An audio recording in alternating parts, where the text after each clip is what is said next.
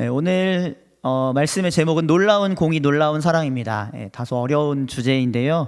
같이 이 말씀을 우리가 해석하며 이 말씀의 뜻을 알아가는 가운데 이 놀라운 공의와 사랑이 우리 가운데 심겨지고 우리가 주님의 제자로서 이 주님의 그 공의와 사랑을 따라 살아갈 수 있기를 간절히 소망합니다.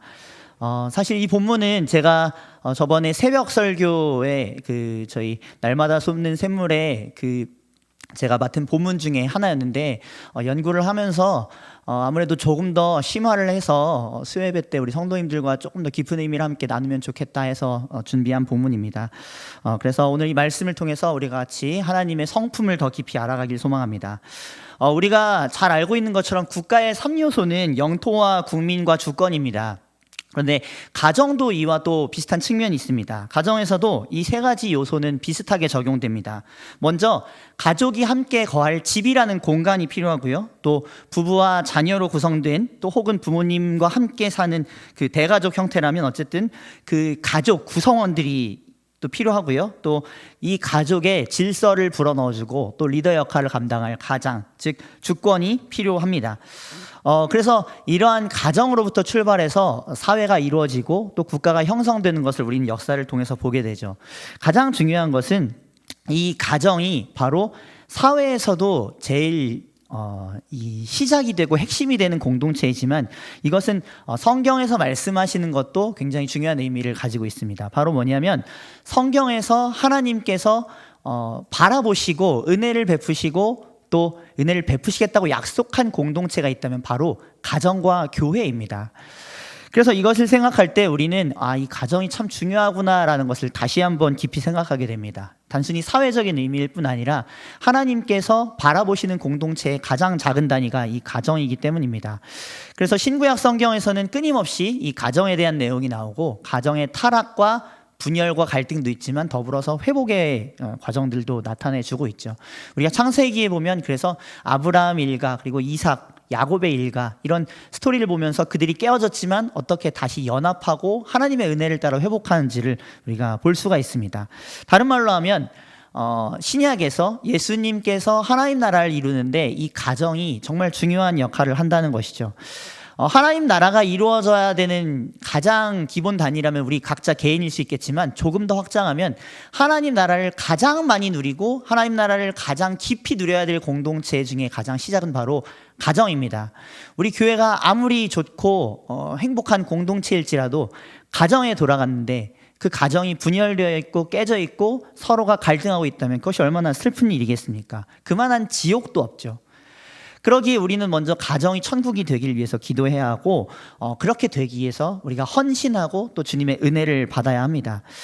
그러기에 우리 예수님께서도 이 가정의 그 구성원이 또 가정의 사람들이 올바른 가치관으로 천국의 가치관을 가진 자들로 그렇게 나아가게 하시기 위해서 19장 본문, 오늘 앞장 19장 본문을 보시면 예수님께서는 결혼과 이혼, 독신에 대해서 어떻게 해야 되는지 알려주시고요. 또 어린아이들, 자녀들에게는 어떻게 대해야 되는지, 또 그들과 같은 마음으로 산다는 것은 무엇인지 가르쳐 주시고, 또 부와 물질에 대해서도 부자 청년의 예화를 통해서 알려주십니다.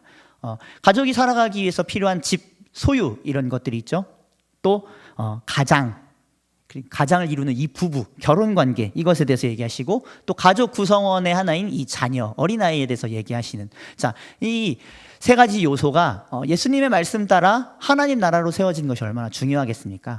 그래서 우리가 다 살펴보진 않았지만 이 19장에선 예수님께서 그렇게 이 한 부분 한 부분 회복돼야 될 것을 짚어주셨다는 것이죠. 그렇게 함을 통해서 제자들에게 그리고 오고 오는 세대들에게 예수님께서는 이것이 너희가 하나님 나라의 기준으로 바뀌어야 된다라고 그렇게 말씀해 주고 계십니다. 반대로 살펴보면 그 당시에 어떤 가치관이 유행했는지를 우리는 살펴볼 수 있습니다.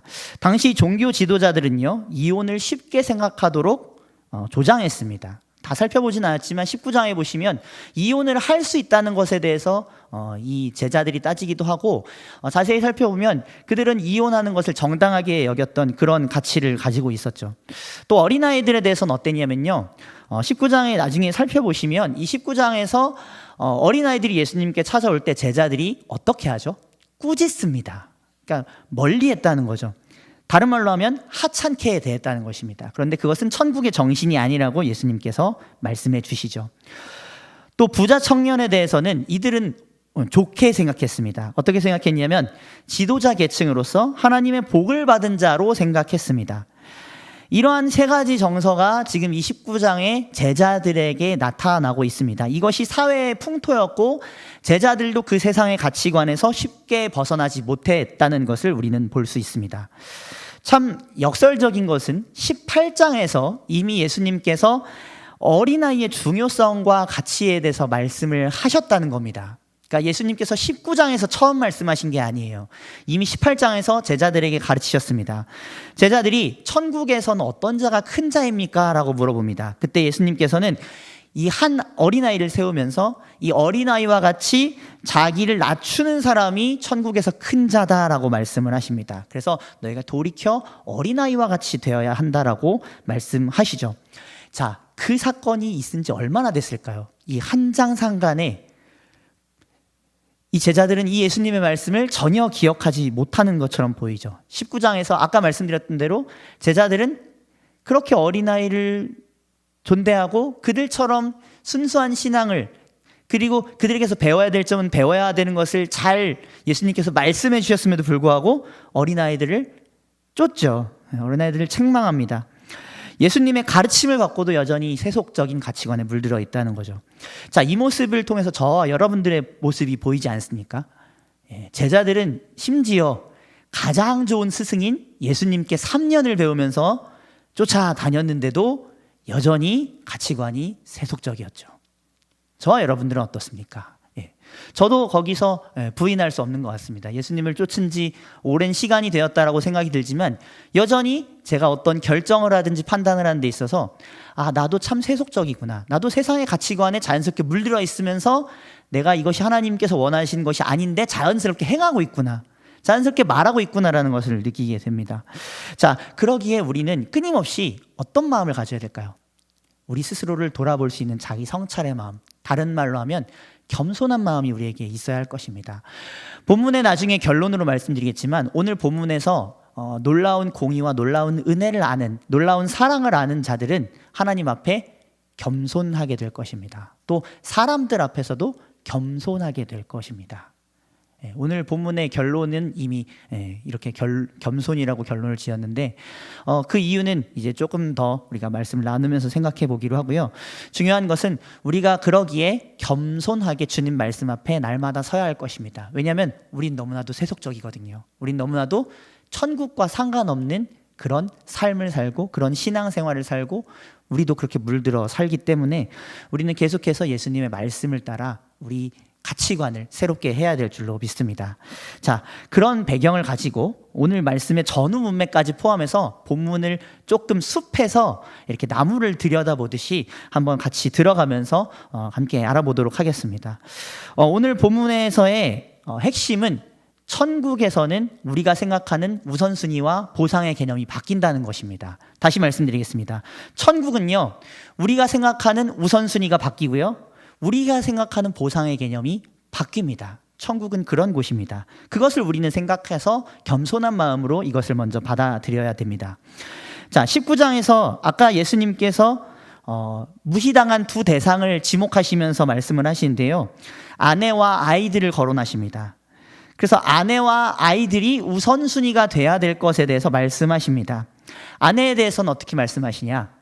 그 당시만 하더라도 여권이 신장되던 시대는 아니었기 때문에 남자들이 절대적으로 주도권을 가지고 있었습니다. 그래서 흠집이 잡혔을 때 마음대로 이혼을 결정하기도 하는 그런 주권이 이 남편들에게 있었죠. 그런데 예수님께서는 뭐라고 말씀하십니까? 이혼은 안 된다. 하나님의 뜻은 남녀가 연합하는 것이다라고 분명하게 말씀하시죠. 그래서 예외에 대해서 말씀하긴 하지만 기본적으로는 아내를 연합하고 아내를 존중하고 이 가정을 돌보는 것이 남편의 역할이라는 것을 분명하게 말씀하십니다. 또한 아이들에 대해서도 어떻습니까? 아이들도 환영하고 받아들여질 대상이지 무시하고 배척할 대상이 아니다. 꾸짖을 대상이 아니다라고 예수님께서 말씀하시죠. 다른 말로 하면 예수님께서는 가정 안에 소외될 만한 사람들을 존귀히 여기라고 말씀하신 것입니다. 예수님께서는 그렇게 그들은 받아들이셨는데 당시에 사람들이 높이 여겼던 부자 청년은 멀리 하셨습니다. 아니, 본인이 멀어졌습니다. 자, 그에게 말씀하시듯이 마태복음 19장 23절에서는 이렇게 말씀합니다. 우리 화면을 보시면서 혹시 혹은 개인 성경책을 보시면서 우리 가정에 있는 분들도 같이 이 말씀 함께 읽어보도록 하겠습니다. 읽겠습니다. 예수께서 제자들에게 이르시되 내가 진실로 너희에게 이르노니 부자는 천국에 들어가기 어려우니라. 아멘. 예수님께서는 이 지금 부자 청년에게 말씀하시듯이 이렇게 말씀하십니다. 부자는 천국에 들어가기 어렵다라고 하십니다. 자, 그런데 당시의 사람들은 어떻게 생각했다 그랬죠? 당시에는요, 이 부자 청년처럼 이렇게 부하고 또 이 사람은 종교 지도자였던 것들로 여겨집니다. 영생을 추구했던 사람이고요, 하나님의 율법을 준수했던 사람이었고 그것을 쫓고 있는 사람이었습니다. 그러니까 그런 사람이라면 당연히 영생에 합당한 자인 것처럼 모두들 생각했죠. 그런데 예수님께서는 이렇게 말씀하셨지 않습니까? 그러니까 제자들은 몹시 놀랍다고 성경에서 말씀하고 있습니다. 예수님께서 우선순위를 바꿔버리셨기 때문이죠. 천대받던 아내와 아이들에 대해서는 이 사람들이 천국에 합당한 자라고, 그리고 오히려 부자 청년은 하나님 나라에 들어가기 어려운 자라고 그렇게 우선순위를 바꾸시죠. 오늘 본문으로 치면 먼저 된 자가 나중되고 나중된 자가 먼저 된 일이 일어나도록 예수님께서 천국의 질서를 말씀하신 것입니다. 그들에게 있어서 부자 청년은 당연히 영생을 얻을 존재였지만 당연히 들어가지 못한다라고 얘기하신 예수님의 말씀, 제자들에겐 큰 충격이었죠. 그래서 이것에 대해서 베드로가 묻습니다. 그럼 이 부자 청년은 부를 버리지 못해서 그렇다고 치면 우리는 모든 것을 다 버렸습니다. 그럼 우리는 무엇을 얻을 수 있겠습니까, 주님? 이렇게 물어보죠. 그때 예수님께서는 19장 28절에서 29절 말씀을 통해서 너희들이 영광의 보좌에 앉게 될 것이고 영생을 상속하게 될 것이라고 말씀을 하십니다. 그러면서 동시에 19장 30절 말씀을 하십니다. 자, 우리 30절 말씀 같이 읽어보도록 하겠습니다. 시작. 그러나 먼저 된 자로서 나중되고 나중된 자로서 먼저 될 자가 많으니라. 자, 이 말씀이 굉장히 중요한 의미가 있죠. 그리고 이 말씀을 딱 하신 이후에 1절부터는 오늘 본문이 시작됩니다. 그리고 오늘 본문을 마치는 16절에 이런 말씀이 있습니다. 우리 16절 말씀 같이 읽도록 하겠습니다. 이와 같이 나중된 자로서 먼저 되고 먼저 된 자로서 나중되리라. 아멘. 자, 이 두 가지 말씀을 비교하시면 뜻은 똑같은데 어순만 바뀌어 있습니다. 네, 어순만 바뀌어 있습니다. 둘 다 말하는 것은 뭐냐면 우선순위가 바뀐다는 것이고요, 보상의 개념이 바뀐다는 데 있습니다. 부자 청년은 하나님 나라의 영생에 들어가지 못하고 제자들은 어떻습니까? 모든 것을 버리고 주님을 쫓으면서 영생을 얻게 되는 것을 우리가 이 본문을 통해서 알 수 있죠. 그런데 이것은 단순히 이것만 말하는 것이 아니라 더 확장되어서 천국의 원리에 대해서, 그리고 우리가 그것을 통해서 어떻게 하나님의 성품을 알아야 되는지, 그리고 우리는 그 천국의 원리대로 생각하고 살아가고 있는지를 되돌아볼 수 있게 예수님께서는 말씀을 비유를 통해서 하십니다. 그래서 오늘 1절은 이제 포도원 비유를 이제 시작하시는데 이 원리를 통해서 예수님께서는 천국이 이런 곳이라고 또 말씀을 하시죠. 이 본문은 조금 뒤에 다루고요. 중요한 것은 이 말씀을 마친 이후에 17절에서 19절을 말씀하신다는 거죠. 여기에는 뭐가 나와 있습니까? 예수님께서 예루살렘에 올라가게 되면 십자가에서 죽으실 것이다 하는 말씀이 나와 있습니다. 당시 사람들은 정치적 메시아가 이제 입성을 해서 쿠데타를 일으켜 로마를 전복시킬 거라고 생각을 했죠. 그래서 환영했습니다. 그런데 예수님께서는 오히려 그 길이 죽음의 길이라고 말씀하시죠. 그리고 다른 성경에 보면 이 말씀을 제자들은 깨닫지도 못하고 묻기도 두려워했다라고 기록합니다. 자, 그렇게 깨닫지 못하는 결과가 뭐죠? 20절에서 28절 나중에 보시면 야고보와 요한이 어머니를 대동해서 예수님께 로비를 합니다. 이제 좌의정 우의정 앉혀주십시오라고 청탁을 하죠. 30절에서 34절은 그러한 제자들의 모습이 맹인과 다름없고 오히려 맹인들이 주님을 제대로 따르는 사람들이 됨을 이렇게 알려주고 있습니다. 이것을 통해서 결국은 이제 무엇을 말하고 있느냐? 제자들은 아직까지도 예수님의 섬김의 도에 대해서, 그리고 천국 백성이 나아가야 될 길에 대해서는 깨닫지 못하고 있음을 예수님 알려주십니다. 그래서 27절 28절 말씀 보시면 으뜸이 되고자 하는 자는 종이 되어야 한다고 하시면서 천국은 종의 섬김의 질서로 이루어진다라는 것을 말씀해 주십니다. 그래서 이 길을 위해서 예수님께서는 올라가시는 거죠. 자신의 목숨을 대속물로 주시는 섬김을 친히 보여주시기 위해서. 이것이 천국 백성의 길, 제자의 길, 나중된 자로서 먼저 된 자가 되는 희생의 길임을 알려주시는 거죠. 베드로만 하더라도 어떻습니까? 희생했습니다. 뭐 주실 겁니까? 사실 그러니까 지금 베드로가 물어보는 것도 제자 도를 시작은 했지만 바뀐 건 없는 겁니다. 우리도 그렇죠. 예수님 믿고 복 받는다라고 얘기하면서 예수님 믿으면 건강해져, 예수님 믿으면 출세해 등등의 상급들을 붙이죠. 그러면서 예수님을 따라갈 수도 있습니다. 하지만 예수님은 그 길이 궁극적인 천국의 길은 아니라고 지금 말씀하시는 거죠. 십자가의 섬김의 길을 질 수 있는가, 그것을 예수님께서 말씀하고 계십니다. 자, 이 전체 문맥을 살펴보면서 이제 오늘 본문을 들어가겠습니다. 자, 그러면 이제 무엇을 생각하실 수 있겠습니까? 겸손과 섬김이 오늘 키워드가 됨을 알 수 있으시죠? 그러니까 우리는 하나님의 놀라운 사랑과 공의, 이것을 알면서 그것이 우리와는 너무나도 다른 가치관이기 때문에 우리가 깨져야 되는구나, 우리 천국을 제대로 알아야 되는구나, 하나님 나라에 대해서 우리가 오해가 많구나라는 우리 스스로 깨우침이 있어야 되고요. 그리고 내가 그 천국 백성으로 살아가기 위해서 섬기는 자, 겸손한 자가 되어야 되는데 나는 아직도 멀었구나. 오늘 우리가 이 깨달음에 와닿아야 될 것입니다. 예수님께서 그렇게 함으로써 우리를 진정한 천국 백성의 제자로 만들길 원하십니다. 우리를 정말로 제자 훈련시키셔서 정말로 천국에 합당한 자로 만들길 원하시죠. 그 말씀 앞에 우리가 오늘 함께 나아갈 수 있길 간절히 소망합니다. 자, 오늘 이 본문을 통해서 우리가 생각해 볼 수 있는 것이 바로 이 겸손과 섬김입니다.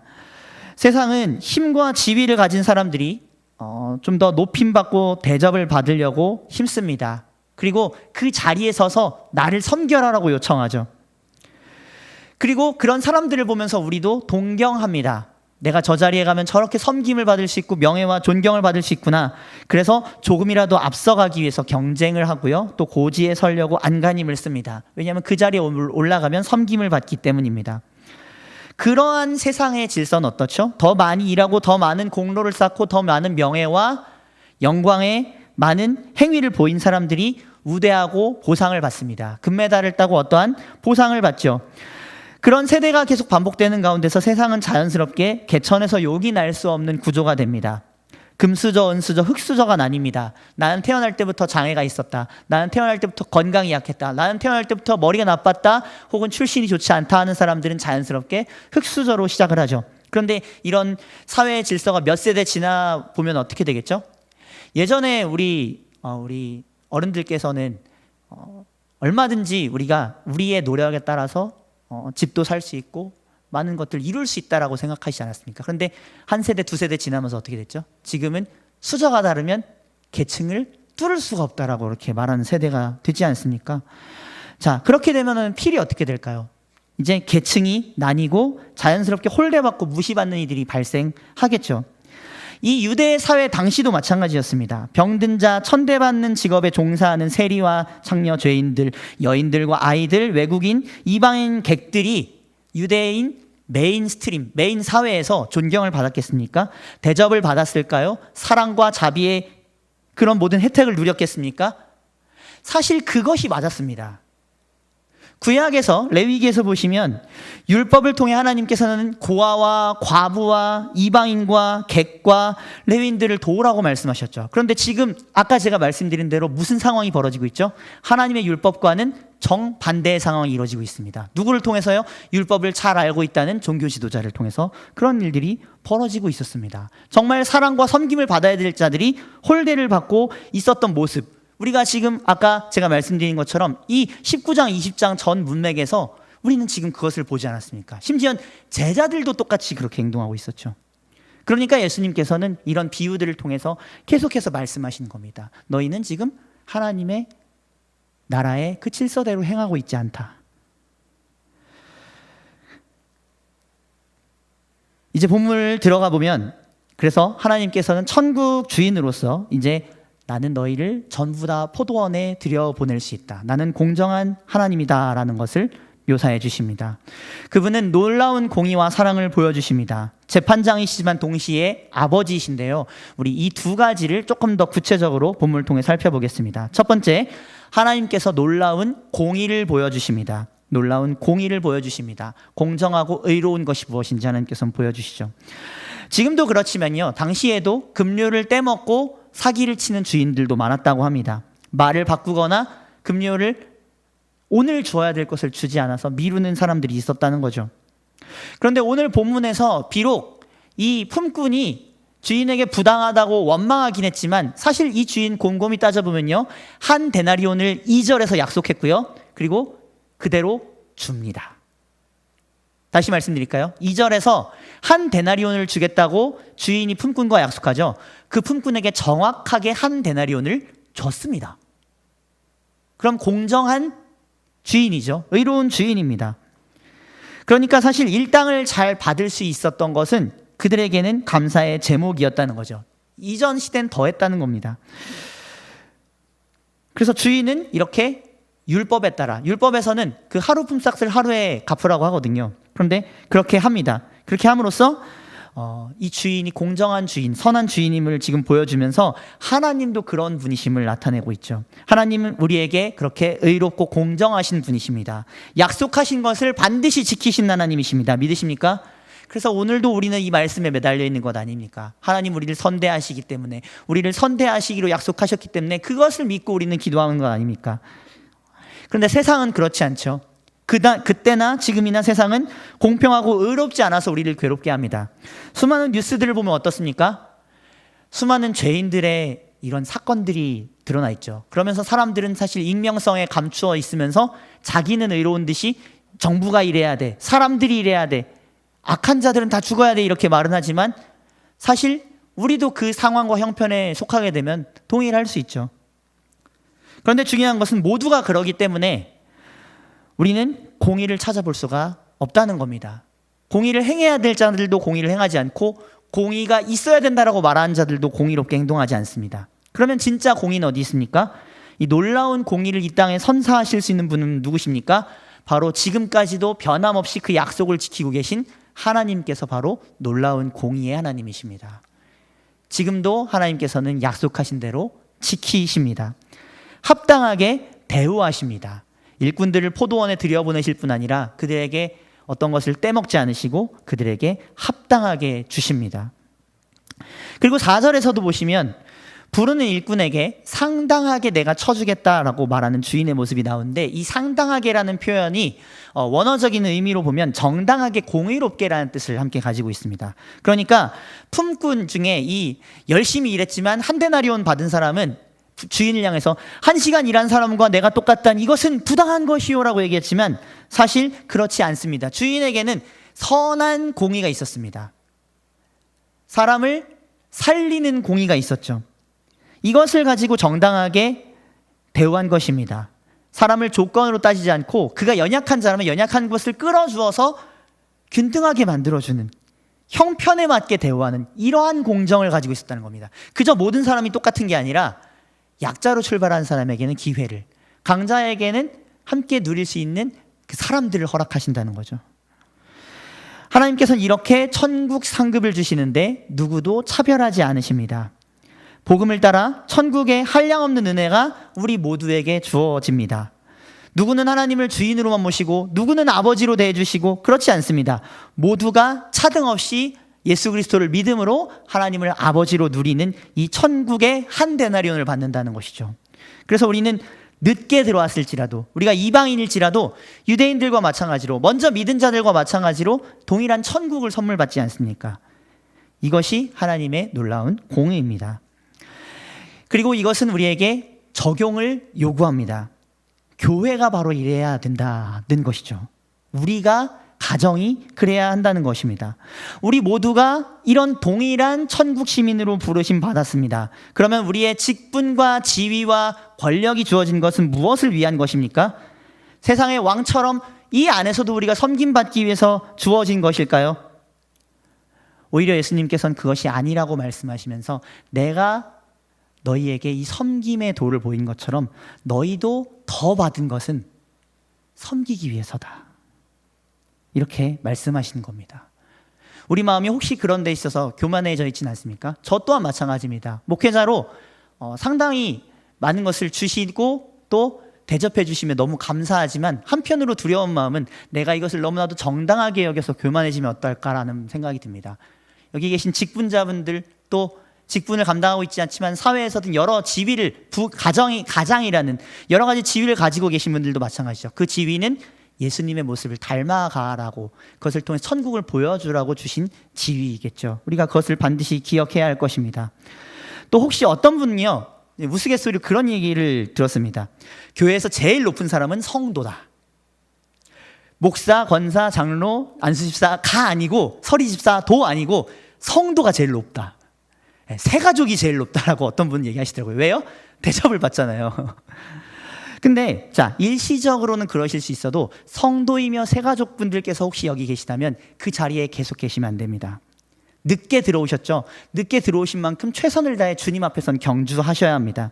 제자훈련 받으시고 섬김의 도를 여기 계신 직분자분들과 함께 걸어갈 수 있어야 합니다. 느헤미야를 보면 느헤미야 시대 때 어떤 지도자들만 일했다고 말하지 않습니다. 모든 백성들이 함께 자신의 맡은 곳 가운데서 자신의 능력으로 최대한 힘을 다해서 성벽을 함께 세웠죠. 교회는 우리 모두의 봉사와 우리 모두의 섬김이 필요한 곳입니다. 한 사람도 그에게 달란트가 은사가 그냥 주어진 것이 아닙니다. 그러기에 나는 아무것도 양육에 참여하지 않을 거야, 헌신에 참여하지 않을 거야, 속으로 안 들어갈 거야 라고 결단하고 있다면 그것은 천국에 무임승차하길 바라는 것이고 예수님의 부르심에 대해서는 정면 도전하는 것입니다. 또 그런 의미에서 여기 계신 부모님 세대들 그리고 어르신들께도 간곡히 부탁드립니다. 나는 이제 할 만큼 교회 봉사했어. 나는 나이 들어서 아무것도 할 수가 없어 라고 말씀하시는 분들을 근근히 많이 뵀습니다. 그런데요 모세가요 80세에 부르심 받았고 여호수아와 갈렙은 80이 넘어서 정복전쟁했습니다. 만약에 예수님께서 80세 이상 사셨다면 예수님 내가 이제 이만큼 먹었는데 야 제자들 열둘 니네가 알아서 해. 난 좀 쉬고 있을게 라고 하셨을까요? 아니요. 그것까지도 모두 쥐어짜내서 하나님 일에 최선을 다해서 감당하심으로 본을 보이셨을 겁니다. 그 인생 전부를 하나님께 드리기 위해서 몸부림치셨을 거라는 거죠. 바울도 어땠습니까? 그래서 우리가 각자 표대를 향하여 달려야 된다고 말씀하고 있죠. 다음 세대와 젊은이들에게 그걸 맡기고 뒷짐지고 있으면 직무위반입니다. 이것은 젊은 세대도 마찬가지입니다. 신혼부부분들도 마찬가지고 아이를 키우고 있는 저와 같은 부모님들에게도 마찬가지고 모두가 마찬가지입니다. 우리는 섬김에 있어서 주님께 드리는 데 있어서 어떠한 핑계가 있으면 안 됩니다. 주님 공의롭게 우리를 판단하십니다. 우리는 각자 주님 앞에 최선을 다해 달려나가고 그것을 통해서 우리 이웃을 섬기고 교회를 섬겨야 됩니다. 오늘 이러한 헌신과 열정이 새로워지는 우리 모든 성도님들 되시길 간절히 소망합니다. 그래서 우리 주님께 정말 공의롭게 인정받으며 착하고 충성된 종이라 일컬음받는 저와 여러분들이 될 수 있길 간절히 바랍니다. 둘째로 하나님께서는 놀라운 사랑을 보여주셨습니다. 사랑은 본질적으로 대상을 향한 지극한 관심 그리고 불쌍히 여김과 용서하는 행위로 나타납니다. 다른 말로 하면 가치 없는 일을 주목하는 것이죠. 그리고 그에게 은혜를 베푸는 것입니다. 하나님은 이러한 놀라운 사랑과 은혜를 우리에게 보여주셨습니다. 비록 일을 제대로 하지 못하는 일을 12시간 다 채워서 하지 못하는 일꾼들에게도 은혜로 삭슬 넉넉하게 주는 사랑을 보여주죠. 본문에서 이 유대 시간으로 나오는 제3시, 제6시, 제9시, 제11시는요 각각 오전 9시, 12시, 그리고 오후 3시, 오후 5시를 일컫습니다. 그리고 1절에 나오는 이른 아침은 대략 새벽 6시라고 합니다. 그러니까 이 새벽 6시부터 저녁 6시까지가 표준 그 일과 시간이었다고 합니다. 12시간이죠. 이 12시간을 꽉 채서 봉사할 때, 이 일을 할 때 표준 일삭시 한 데나리온이라고 합니다. 그러면 상식적으로 생각할 때 제3시, 6시, 9시, 11시에 들어온 사람들이 한 데나리온을 받는 게 맞습니까? 그들부터도 그렇게 생각하지 않았을 것입니다. 그런데 어떻게 되죠? 모두가 한 데나리온에 참여하게 됩니다. 자, 그들 중에는요 제11시 그러니까 오후 5시에 와서 6시까지만 일하고 한 데나리온을 받은 12분의 1만 일했는데도 한 데나리온 얻은 사람도 있었습니다. 이 사람에게는 한 데나리온이 어떤 의미로 다가왔을까요? 그러니까 사실 그에게 한 데나리온을 주고 이 새벽 6시부터 일하는 사람에게도 한 데나리온을 주는 거는 우리의 기준으로는 절대로 맞는 얘기가 아니죠. 주인을 부당하게 생각할 만합니다. 그래서 그는 선한 주인에게 이렇게 따집니다. 마태복음 20장 11절에서 12절 말씀입니다. 우리 같이 읽어보도록 하겠습니다. 함께 읽겠습니다. 받은 후 집주인을 원망하여 이르되 나중 온 이 사람들은 1시간밖에 일하지 아니하였거늘 그들을 종일 수고하며 더위를 견딘 우리와 같게 하였나이다. 자, 10절에서 보시면 그들은 이 제11시에 들어온 사람이 한 데나리온 받았으니까 더 받겠지라고 생각했습니다. 그런데 그렇지 않았죠. 그러니까 주인의 이 은혜와 사랑을 부당함으로 여겼습니다. 그러면서 자신의 이 수고를 돌아보게 됐죠. 나 이만큼 공로를 했는데, 의의가 있는데 내 수고는, 내 고생한 것은 뭐가 되지? 라고 하면서 이렇게 표현했다는 것이죠. 그래서 15절에선 주인이 어떻게 대답하냐면 내가 선함으로 내가 악하게 보느냐라고 하는데, 여기서 이 악하게 보느냐라는 원어는 악한 눈이라는 뜻입니다. 세번역 성경에서는 이렇게 말합니다. 내가 후함으로 내 눈에 거슬리느냐라고 합니다. 거슬리느냐. 그러니까 주인이 사랑이 많은 것이 그들에게는 거슬리는 것이었죠. 그런데 이 품꾼은요, 주인이 거기에 대해서 말하는 것에 대해서 권한을 갖고 있지 않았습니다. 주인은 사실 공정하게 한 데나리온을 2절에서 약속했고요, 공정하게 한 데나리온을 주었습니다. 그리고 주인의 뜻은 무엇이냐면 나중 온 이 사람에게도 이렇게 주는 것이 자신의 뜻이라고 합니다. 그러니까 이 주인의 공정함은 어떤 공정함일까요? 은혜의 공정함이고 사랑의 공정함이죠. 그리고 그는 처음부터 사랑의 시선으로 일꾼들을 보았습니다. 자, 본문 전체를 쭉 보시면 주인에게서 어떤 모습이 보이냐면 가서 보니라는 단어가 많이 나타납니다. 가서 보니. 제3시에도 가고요, 제6시에도 가고 제9시에도 갑니다. 사실 일꾼들을 벌써 다 뽑았을 텐데도 불구하고 계속 오히려 나갑니다. 나가서 뭘 보는 거죠? 놀고 있는 사람들을 봅니다. 놀고 있는 사람 중에서 어떤 사람이 있죠? 너희는 왜 놀고 있느냐라고 얘기하니까 우리를 일꾼으로 써주는 사람이 없어요 라고 얘기하죠. 그들을 가련한 마음으로 여기면서 포도원으로 들여보내주죠. 그것을 통해 어떻게 합니까? 한 데나리온을 주고 한 데나리온으로 그 하루 가족들이 먹고 살 수 있는 봉양할 것을 생명으로 주었다는 겁니다. 은혜를 베풀기 위해서 포도원으로 다 들여보낸 거죠. 하나님께서는 이렇게 우리에게 천국 생명을 주시고 베풀기를 원하십니다. 함께 이것을 누리기를 원하십니다. 사실 먼저 일한 사람은 그것을 더 많이 갖고 독점하기 원하고 그것을 가지고 또 자기가 더 높아지기 원했던 것이라고 우리는 볼 수 있습니다. 유대인들이, 그 당시 종교 지도자들이 그랬죠. 그랬기에 그들은 이방인들이 오는 것을 견딜 수가 없었습니다. 세리와 창녀들이 천국 백성이 되는 것을 견딜 수가 없었습니다. 왜? 자신들이 더 많이 수고했거든요. 더 먼저 참여했고 공로가 많았고 의의가 많았거든요. 그런데요, 하나님께서는 모든 사람들의 비천함을 아셨습니다. 그들도요, 사실은 먼저 주인이 고용하지 않았다면 어떻게 됐을까요? 주인이 그들을 새벽 6시에 보고 고용해서 망정이지, 고용하지 않았으면 그들도 5시에 온 사람이 얼마든지 될 수 있었죠. 다시 말씀드릴까요? 그들도 새벽에 주인이, 선한 주인이 고용을 해줘서 그런 거지, 사실 누군가가 고용해주지 않았다면 그 사람들도 쩔쩔맸을 겁니다. 당시에도 12시가 넘어가면 이제 하루 일을 종쳤다 생각하고 집으로 돌아갔다고 합니다. 그런데 여기 보면은 제6시를 지나 제9시, 11시까지, 3시, 5시까지 이 사람들이 왜 놀고 서 있었을까요? 자기가 능력이 없어서? 자기가 놀고 싶어서? 아니요. 그대로 돌아가면 가족을 부양할 수가 없으니까 어떻게든 조금이라도 일해서 들고 가고 싶었던 겁니다. 그래서 남아있던 거예요. 주인은 이걸 본 겁니다.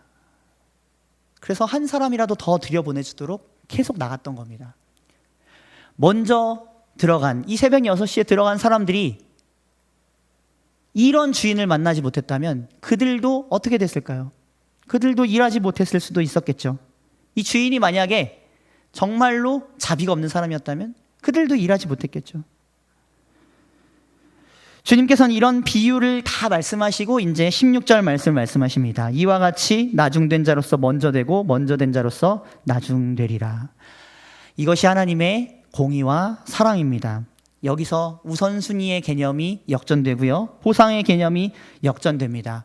다른 말로 하면 하나님 앞에서 우리의 공로와 의는 아무것도 아니라는 것입니다.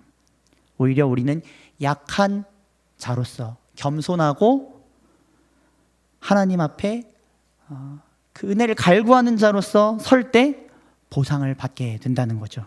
그런 제자들이 제자도로 살 때 영생을 받고, 그렇지 않고 제자들도 똑같이 세상 사람들처럼 그들의 종교 지도자들처럼 우선순위와 공로의식을 따른다면 그들도 부자로서 하나님 나라에 합당하지 않게 될 것이라는 겁니다. 자, 여러분, 이제 질문 드리겠습니다. 여러분은 어느 길을 걷고 계십니까?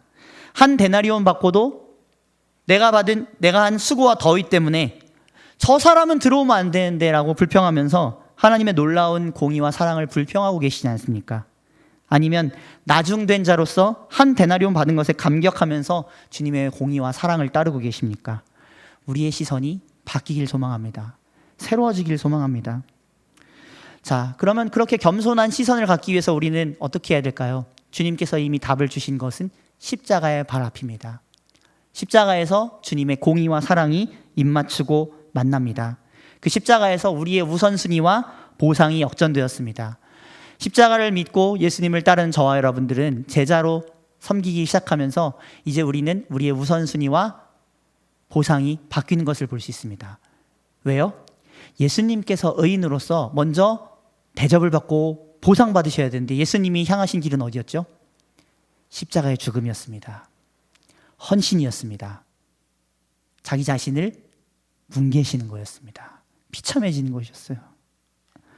세상에서는 끊임없이 왕이 되라고 합니다. 더 높아지라고 합니다. 그렇게 세상의 가치관대로 살면 우리도 어떻게 될까요? 우리도 결국은 저주와 사망의 길로 가겠죠. 그런데 우리는 예수님의 공로로 말미암아 포도원에 들여보내졌습니다. 자격 없는 자들이었는데 하나님의 일꾼으로 쓰임받을 수 있게 되었습니다. 상급을 받는데요, 의와 생명이라는 보상을 받습니다. 이것이 다 어디를 통해서 이루어진 겁니까? 우리 주 예수님의 십자가를 통해서 이루어졌죠. 그래서 우리가 십자가를 의지할 때 다시 우리는 제자도를 따를 수 있습니다. 겸손해질 수 있습니다. 섬김의 능력이 나올 수 있습니다. 왜요? 우리도 예수님처럼 죽고 섬기는 자로서 살기 때문에. 그런 변화를 통해서 우리 시선이 새로워질 수 있는 저와 여러분들의 오늘 기도의 시간이 될 수 있길 간절히 소망합니다. 그리고 우리 주님께서 마지막으로 한 데나리온을 모두가 받을 수 있도록 이렇게 은혜를 베풀어 주셨습니다. 그러면 누구도 속할까요? 우리가 기도하고 전도해야 될 그 영혼들도 마찬가지겠죠. 그들은 아직 포도원에 들여보내지지 못했죠. 그런데 예수님께서는 어떤가요? 그들을 찾으십니다. 여러분, VIP를 혹시 한 명이라도 생명책 이 노트에 작성하지 못하신 분 계십니까? 그러면요, 나는 포도원에 들어갔으니까 안심이다라고 하고 계시는 분일 가능성이 높습니다. 제가 저번 교회에서도 전도위원회를 맡았는데 참으로 안타까웠던 것이 태신자 작정을 하실 때 나이가 많으신 분이거나 중직이신 분들이 적지를 않으시더라고요. 제가 이걸 이상으로 어떻게 해석해야 될지 참 궁금하면서 기도를 많이 했었는데 우리 신일교회는 그러지 않을 줄로 믿습니다. 중요한 것은 전도하지 못할지라도 기도는 할 수 있지 않겠습니까? 근데 내가 적을 영혼이 없다는 거는 둘 중에 하나입니다. 내가 모든 사람을 다 주변의 사람을 전도했던가, 내 관계가 정말 그게 끝이던가. 근데 우리는 사실 살면서 많은 불신자들도 만나고요, 이웃들도 만나죠. 그들의 이름, 심지어는 뭐 가게 아줌마라고 적더라도 이름 적고 기도 못 하겠습니까? 우리의 그 기도를 통해서 하나님께서는 그들을 부르시고 포도원으로 인도하신 놀라운 은혜가 있을 줄로 믿습니다. 말씀을 맺겠습니다. 우리 탕자 동생을 보는 그런 마다들의 모습이 제자들에게 있었고 우리들에게도 동일하게 있습니다. 그래서 우리가 기억해야 될 것은 하나님은 놀라운 공의, 우리가 받아들일 수 없는 놀라운 공의, 그리고 우리가 다 이해하지 못한 놀라운 사랑으로 천국을 베푸신 분이고 그 천국을 우리를 들여보내 주신 분이구나라는 것을 우리는 깨달아야 될 줄로 믿습니다. 또 그러한 시선 가운데 우리는 겸손해져야 할 것이고 우리의 우선순위와 우리의 보상의 개념을 바꾸어서 내가 오히려 섬기는 이 직분을 받은 것이 나에게 영생이다, 그렇게 우리가 고백할 수 있기를 소망합니다. 또 그런 마음으로 하나님의 뜻을 위해서 한 영혼을 위해 기도하고 작정하며 전도하기를 또 한 발걸음을 할 수 있는, 가족을 섬기며 우리에게 주신 이웃들을 섬기는 대로 한 발자국 나아갈 수 있는 오늘과 내일과 앞으로의 삶을 사실 수 있는 우리 저와 여러분들 될 수 있기를 주님의 이름으로 축원드립니다.